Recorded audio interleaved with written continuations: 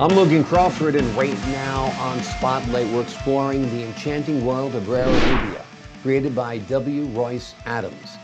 This captivating tale blurs the lines between reality and imagination as young Molly and her father craft a fantastical story, only to find out that its magical elements might be creeping into their real lives.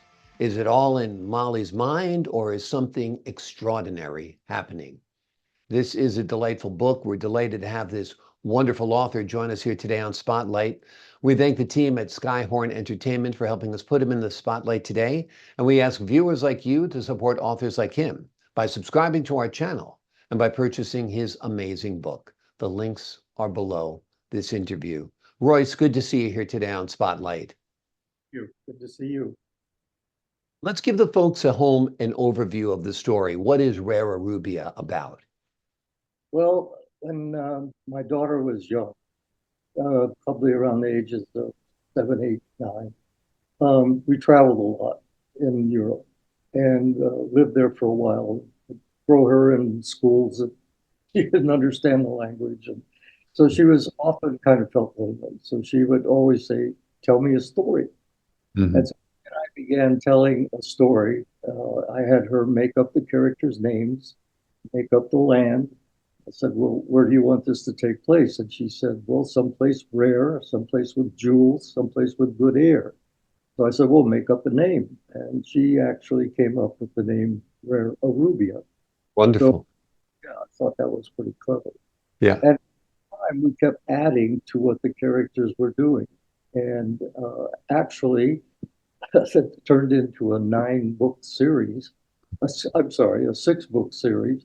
And delighted both of us. I originally didn't plan to even publish it. It was just mainly for my daughter and myself. But I had a friend who was a school teacher, and she asked me to come and share the story with her class. And after that, it sort of just took off by itself. I suddenly found myself at book fairs. I was at schools talking, and sometimes my daughter would come with me, and she would sign the books as long as I did. So it became quite a thing in our lives. So Rare Ruby is a sort of a precious name around this house. Wonderful. And also, it's a great collaboration with your daughter. And it's a story about a father and daughter collaborating. So it's kind of like life mirroring art and art mirroring life, which I think is terrific as well. Who's your target audience for the book? Actually, probably fifth, sixth graders. Mhm. Those are the ones who had a good response to it when I was out going to schools and so on. And they seemed to like it, which is one of the reasons I decided to self-publish it in the beginning. Let's see just how it went, and it went fairly well. And then over time, I didn't have time to put into it anymore. I couldn't go to book fairs, and naturally, when you can't publish, you can't promote a book or market the book, sales drop. But all of a sudden, there's been an interest again. Skyhorn came along, and they said they wanted to make a movie of the book, and Mm. now other people are interested. There's another group that wants to make an animated series of it. Mhm. I'm kind of happy, and so is my daughter, that Yeah. be interested in this book. Yeah. That's wonderful. It'd be wonderful to be made into a film or a series. I think it's got a lot of great visuals, of course, a lot of great dynamics between the characters. So I think it would be terrific. Um, where did you come up with the idea of blending reality with fantasy in the book? Well, it was really because of my daughter. Hmm. Give me the story, and then we would say, well, what if that really happened? What if she could really do that? My daughter's fantasy went along with my fantasy. And just sort of a combination of both of us thinking about not only Molly, but my daughter and being alone and so forth, having this character come into her life so that she was sort of feeling it as a the real character rather than somebody that just in the story. Wonderful, wonderful. Now, how many books are there in the series so far? There are six? Yeah, 6. Six books in the series. Are all of them published or just this first one published? Tell us about that. All 6 are published.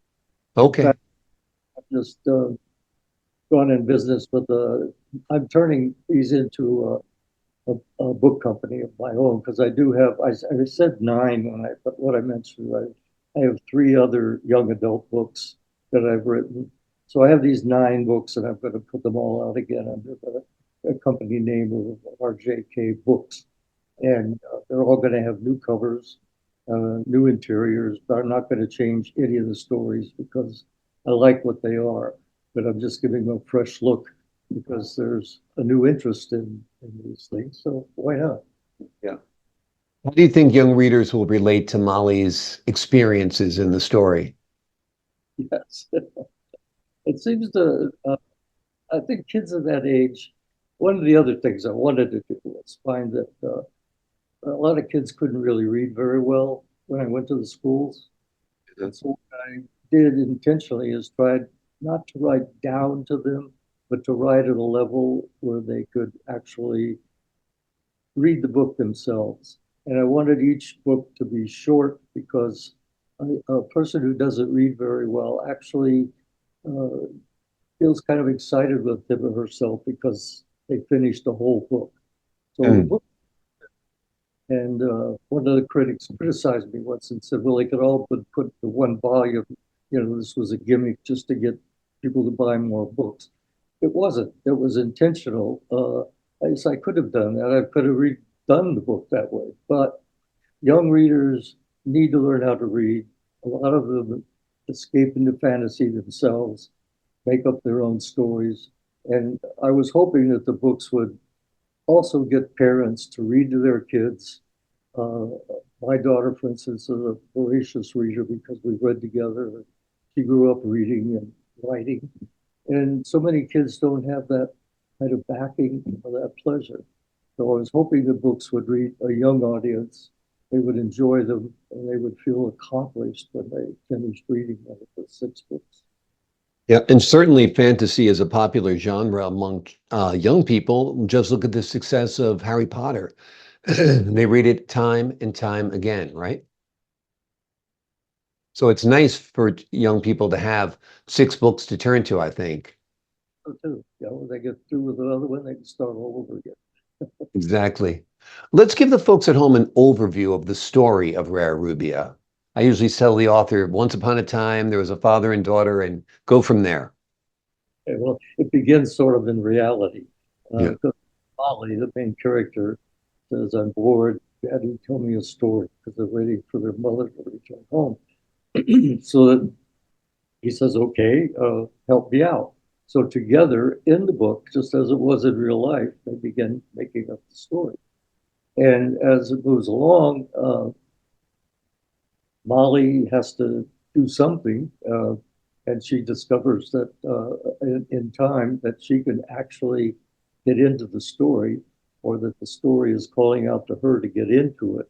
So over time, and after a few episodes, it scares her to death, but she gets interested into it, and very, very worried that her parents are going to find out about this. So she has to kind of be sneaky about it. And then she gets her friend Nettie involved with it. And so Nettie suddenly joins her in some of the adventures. And then the parents, of course, are worried that she's getting too involved in it. So they want her making up the story. But she can't because the story won't move without her. The characters actually come to her and say, hey, you got to write some more because we're stuck where we are. Yeah. So very much back and forth, in and out of fantasy. Yeah. It's a wonderful story. It's a great premise. And I'm sure readers will love not only this first installment, but all six installments in the series. The name of the book we've been focusing on today is Rairarubia. It is a captivating tale that blurs the lines between reality and imagination. As young Molly and her father craft a fantastical story only to find out that its magical elements might be creeping into their real lives. Children will love it. You'll love reading it to your children. You'll love discussing the elements in it. I think you'll have a bonding experience, much like Royce did with his daughter when the two crafted this book together. It's born out of love. a father's love for his daughter, and the daughter's imagination and creativity shines through in the pages of this book as well. Royce, thanks so much for joining us here today on Spotlight. My pleasure. And I hope a lot of readers will take a look at the book. Absolutely. I hope they do as well. All 6 of them. The links are below this interview. To the folks at home, I'm Logan Crawford, thanking you for your time. This time until next time on Spotlight.